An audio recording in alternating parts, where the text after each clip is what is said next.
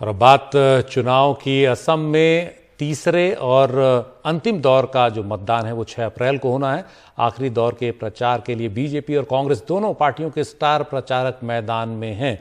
कल प्रधानमंत्री मोदी ने तामुलपुर में रैली की। ये इलाका बोडोलैंड के अंतर्गत आता है और यहां बीजेपी की चुनौती ज्यादा बड़ी है। लोअर असम की इन 40 सीटों पर बीजेपी ने पूरी जी जान लगा दी है। हमारे सहयोगी रत्नदीप चौधरी की ये रिपोर्ट देखिए।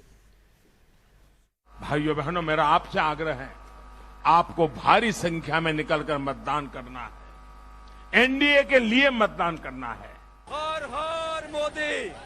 बोडोलैंड इलाके की एक सीट तामुलपुर में प्रचार के दौरान प्रधानमंत्री मोदी को भी एक तरह से एहसास हो गया कि लड़ाई आसान नहीं है और तीसरे दौर में 6 अप्रैल को लोअर असम की जिन 40 सीटों पर चुनाव है उनमें बोडोलैंड की सीटों पर मुकाबला तगड़ा है।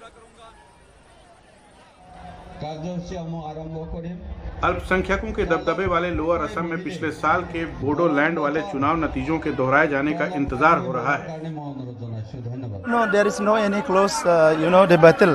It's very clear that we are going to gain the mandate of the people of Assam. Pramod Bodo के समर्थक, जिनमें से ज्यादातर बोडो ही हैं, कह रहे हैं कि उन्होंने बीपीएफ को वोट दिया, लेकिन करप्शन की वजह से उनको यूपीपीएल में ही विकल्प दिख रहा है। মানে পাব্লিকত যেরকম কাম কৰিব তো ভাবিছিল, কিন্তু পাব্লিকত আমি গেলা কাম কৰা নাই। 2-3 মাহত যেরকম কাম কৰি দেখি আছে, আমি এই কাৰণে আমাৰ ইউপিপিএলৰ সাপোর্ট কৰিছে। ষ্টেটৰ বিজেপি সরকার আছে, আমাৰ লগত থাকি মানে কাম কৰাটা মানে। बोडोलैंड में 30% से ज्यादा वोटर बोडो हैं, जबकि जो गैर बोडो हैं उनमें से 40% मुस्लिम हैं।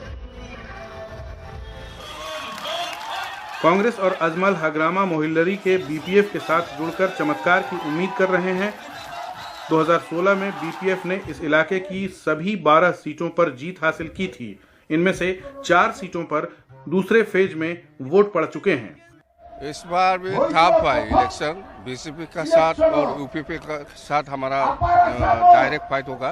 बीपीएफ ने बीटीसी का 12 सीट पूरा आ जाएगा। यूपीपीएल एक भी नहीं मिलेगा, बीजेपी भी एक भी नहीं मिलेगा। रत्नदीप चौधरी की रिपोर्ट, एनडीटीवी इंडिया।